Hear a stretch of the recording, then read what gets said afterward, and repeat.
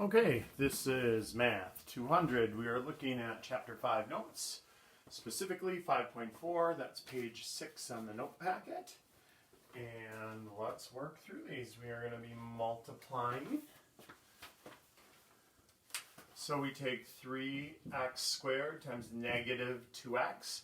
That's just 3 times negative 2 is negative 6. And then you have x, so x to the third. When you multiply things with like bases, you add the exponents, so there's a 1 there. Next one, we have 16x to the fourth plus 4x times 8 is 32x. And then that's it. Those are, it's a binomial, a fourth degree binomial. Those are unlike terms because that has a 4 on it and that doesn't. Negative 5x squared times quantity 2x squared plus 7x minus 2. We're going to do the distributive property. So we have negative 10x to the fourth, negative 35x to the third, and positive 10x squared. This is a fourth degree because the highest power is now 4. Fourth degree trinomial. All right, so when we do a binomial times a binomial, you could do the FOIL method. You might have had a teacher show you the FOIL method. That's a little more complicated than it has to be. It's really just the distributive property twice. You take y times both of those things, so y times y squared, y times 7, 7y. And then you take the plus 5 times both of those. So it's the distributive property once and the distributive property twice. So plus 5y and then plus 35. And then you look to combine like terms. So there's like terms right there. So we have y squared plus 12y plus 35. So this second degree trinomial is our answer. Let's take a look at number 5 here. We've got 2x times 7x. That is 14x squared. We got 2x times 5. That's 10x. We got negative 4. Don't forget the negative on the 4. Negative 28x. And negative 20. And then you step back and say, are they in like terms? And there are. The two middle terms are like terms. So we end up with 14x squared minus 18x minus 20. Next one is a binomial times a trinomial. And this is one of the reasons I don't like calling it FOIL for starting and last. It's because when you get to a binomial times a trinomial, then you're lost. You're like, well, I don't know what to do. But if you think of it as the distributive property multiple times, it's just the same as the problem above. It's just one more step to it. So a times a to the third, a to the fourth. A times negative 3a squared, negative 3a cubed. A times 7, 7a. 2 times a to the third, 2a to the third. 2 times negative 3a squared, negative 6a squared. And 2 times 7, 14. Now, it's a little tougher because there's more terms. It's not just 4, and there's 6. So we're going to have to look around and combine like terms. So there's nothing for the a to the fourth. That stays a to the fourth. I'll cross them off as we go. Negative 3a to the third, positive 2a to the third. That's negative 1a to the third. I don't care if you put the 1 there on a test, but they do care on the online homework. Don't put 1s where you don't need 1s. They're trying to train you to be a lazy mathematician without writing the 1 or the 1. All right, so we got those. Nothing for the 6a squared, so we'll just put down minus 6a squared. Nothing for the 7a, we'll just put plus 7a. And nothing for the 14, we'll just plus 14. And that's our answer. So a polynomial with 1, 2, 3, 4, 5 term polynomial. And it is a fourth degree polynomial. All right, let's look at the next one. The next one, we can do 2y squared times each one of those. So we have 2y to the fourth. We have 6y cubed. We have 8 y squared. And what we can do with the next row is we can kind of offset it if you want and do like the vertical add thing. Look, if I take 5 times that, that's 5y squared, but I'm going to put it here instead of in a line. And then 5 times that, 15y, and then 5 times that, 20. And now we're going to kind of add straight down. So we end up with 2y to the 4th plus 6y to the 3rd plus 13y squared plus 15y plus 20. Be careful. When you're adding up like terms, you do not change the power. I didn't change the power. That stayed y squared. That's a very common error. You only change the power when you're multiplying, never when you're adding. All right, so still 2 problems on the bottom. So we'll erase this. We're still on page 6 of the note packet for chapter 5. And so since this is on a YouTube video, you can just pause it and go back if I erased it too fast. All right, so let's take a look at y minus 12 times y plus 4 and 3x minus 7y, 7x plus 2y. Ooh, so they put multiple variables in there. Okay, so this is just like above. We just go y times y, y squared, y times 4, 4y,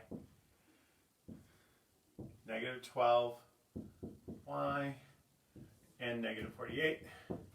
And then we want to combine up the like terms, so we just put these together. So our final answer is y squared minus 8y minus 48. Second degree trinomial. All right, let's look at this one. We've got 3x times both of those, so 21x squared plus 6xy. Now it doesn't matter if you write xy or yx, but pick one, because here we're going to do the distributive property again twice, and negative 7 times positive 7, negative 49, but don't go yx here. Call it xy, or call this one yx and call that one yx. That way it's more likely you're going to remember that those are like terms. We can combine those two. All right, and minus 14y squared. And so now we combine up like terms. And we have 21x squared minus, what is that, 43xy minus 14y squared. And that is that. I'll multiply it out. Alrighty, on to the next page. So yay, we're on page 7, 5.4. Again, these are just kind of, they show you, like in the book, they show you, okay, hey, you can memorize this whole new way of doing these problems. You really don't have to. You can. If you're going to do like 100 of them, I'd say memorize the pattern and then just spit it out pattern-wise. But instead of that, if you're not looking for more stuff to memorize, just do the problems. X plus 6 quantity squared. When they want that, just write out x plus 6 times x plus 6. And distributive property twice. So just like on the previous page. So we have x squared plus 12x plus 36. Done. Second degree trinomial. 1, 2, 3 terms. Highest power is a 2. All right. Next one, they have 12a minus 3 quantity squared. That is 12a minus 3 times 12a minus 3. Be careful not to distribute the power over a plus or minus ever. We have to write it out twice and then do the distributive property twice, which means there's a middle term. Common mistake, people just go, oh, that's x squared and that's 36, and they only put those two pieces. That's wrong. You need the 12x in there. And so you never distribute a power over a plus or minus. If that was just 6 times x, then you could kind of distribute it to both. All right, so here we go. 144a squared minus 36a minus 36a plus 9. And so the pattern that they're talking about is you end up multiplying the numbers and doubling it. That's the 72a, squaring that and squaring that, plus 9 and plus 9.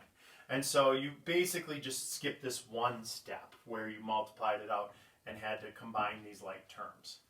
If you're comfortable doing it that way, that's fine, but I usually don't. I usually just write it out twice and do it. How about x plus y quantity squared? That's I. So that's x plus y times x plus y. And so when we look at that, it's x times x squared, x times y, y times x, y, and y times y squared. And remember, there's a 1 there and a 1 there.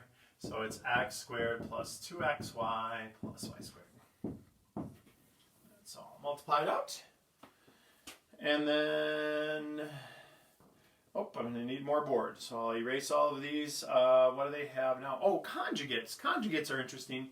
So conjugates are not opposites. I had a student say, why do you math teachers always come up with new and hard words to describe easy stuff?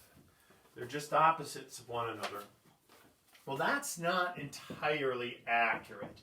2x plus 4 and 2x minus 4, only one of the things is negative. This is positive, this is negative. But see, to be opposite, it would have to be negative, negative, because that's positive, positive. So a true opposite would be negative, negative. This is called a conjugate. When we multiply conjugates, look what happens. We get 4x squared minus 8x, and then plus 8x minus 16. Middle terms, negative 8x plus 8x, cancel out. And we end up with a binomial, a second degree binomial. This will happen every time you multiply conjugates. So if they give us 5a plus 3 and 5a minus 3, distributive property, 25a squared minus 15a. Distributive property plus 15a minus 9. Those middle terms cancel off. So 25a squared minus 9. So if you notice, it is a conjugate. 8c plus 2d. 8c minus 2d. If you notice it's a conjugate before you start, you know the middle term is going to cancel off. So you could just take that and say 64c squared. And you could just take that and say minus 4d squared. And that's fine. If you don't notice it's a conjugate and you just multiply it out, no big. 64c squared minus 16cd plus 16cd minus 4d squared. And those cancel, so 64c squared minus 4d squared. So, no big deal if you don't remember that it's a conjugate. All right, one last problem, and then we're done with 5.4. And then I'll stop this video and start a new one for 5.5. All right. So the last one on here is a little abstract and a little difficult. We have f of x is equal to 2x squared plus 3x minus 4. But this time they want us to put in an a plus 3. Everywhere where there's an x, they want us to replace it with an a plus 3. So f of a plus 3 is equal to 2, and we're going to replace that. And 3, and we're going to replace that. Now this one, no big whoop. A plus 3 times 3 will just distribute. This one makes it a little more tedious, because now what we have to do is we have to take care of that exponent first, which means multiply the binomial times the binomial. So when we do that, we get a squared plus 3a plus 3a plus 9, and then we still have plus 3a plus 9 minus 4, and we still have, oh, wait, I spoke too soon here. This was times 2. That 2 out front is going to be times what this ends up being here, a squared plus 6a plus 9 times 2 plus 3a. We can put those together, plus 5. So now do the distributive property. See, so very tedious problem. Not incredibly difficult, but lots of steps. It took up my whole little whiteboard here. 2a squared plus 15a plus 23 is what f of a plus 3 is equal to. Yoinks. So, not easy. Good one to end on, though. I'll see you on the next video.